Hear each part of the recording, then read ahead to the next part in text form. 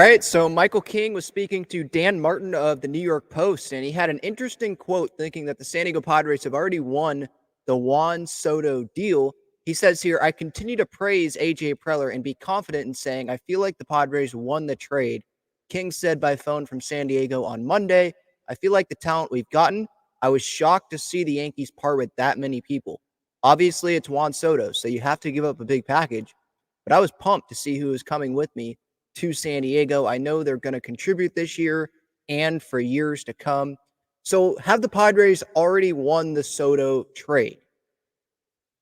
King's confident, saying that the Padres won the trade. He feels like the Padres have won the trade. But come on. I like the confidence, Michael, but the Padres have not won the trade yet. We'll see.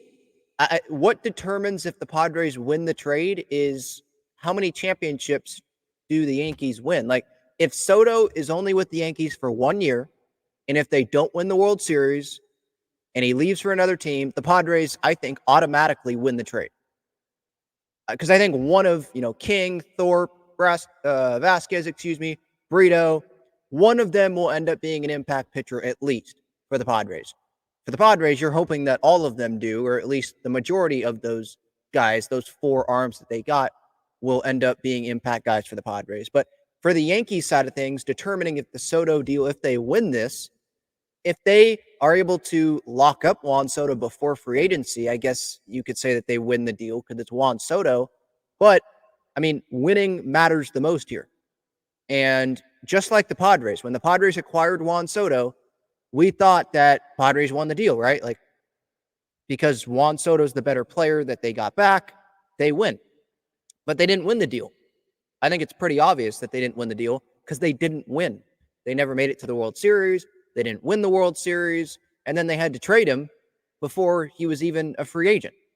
So they didn't win the trade. The Nationals won the trade. We don't know what's going to happen with the guys that the Padres traded to the Washington Nationals, but I don't see how you can say that the Padres won the deal when the whole idea around acquiring Juan Soto was to go win with him to be one of the big reasons why the Padres went to the World Series, won their first ever World Series, and that didn't happen. So it's the same thing here. The Yankees just have a shorter period of time to get this thing done. Padres had a couple of years. We thought that we were going to have 3 years, had 2. Yankees have 1. Now, if they extend Soto and then they win a World Series, maybe not in 24, but in 26 or 27, sometime during the extension, and the Padres never win when these guys are in the uniform, then you would say that the Yankees probably won the deal, right?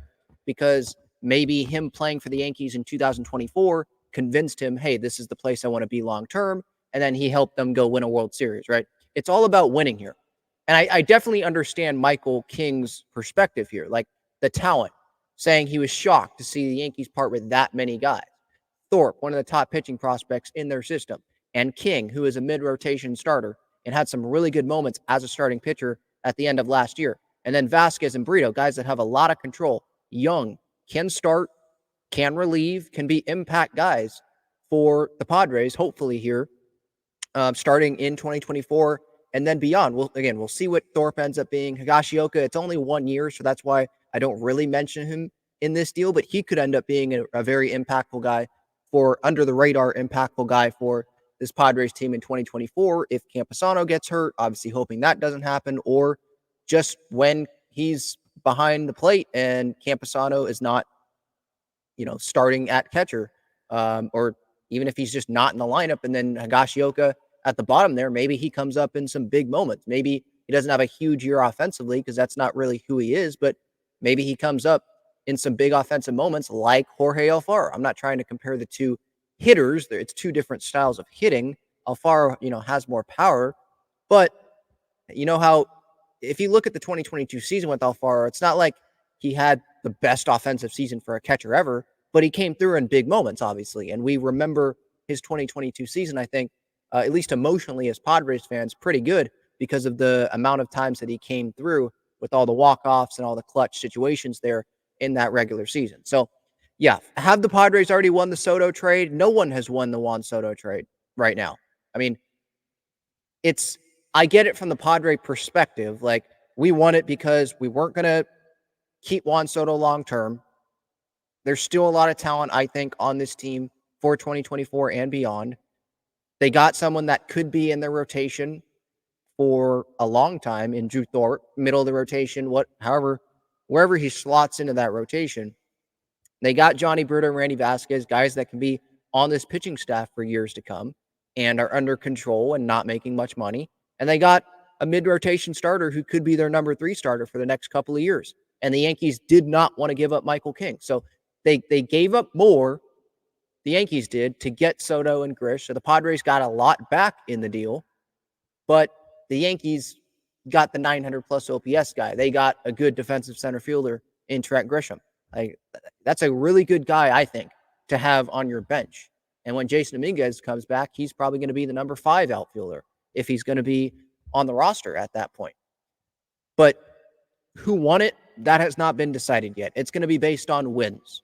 If the Yankees win a World Series in 2024, maybe the Padres, if they win 2 with these guys on their roster, then they could say they won it. But if the Yankees win in 24, they won the trade. Like, they won the World Series. They acquired Soto to go win, and they did that. If they don't win it, but they, this next year can help Soto be convinced to sign with the Yankees, then the Yankees go win it in that contract, and the Padres still haven't won, then the Yankees would win it there, right?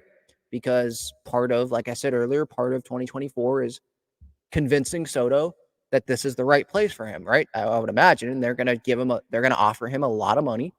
And then if the Yankees don't win, they can't bring Soto back, and the Padres are able to, make it to the World Series. These guys are impactful guys. They go win the World Series. Then the Padres won.